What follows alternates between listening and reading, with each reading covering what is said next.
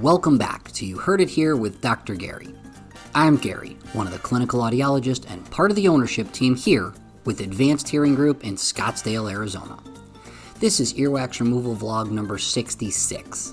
In today's episode, I'm going to use the curette to remove some large chunks of wax from the ear and then finish it off with a little bit of irrigation just to clean the ear canal walls.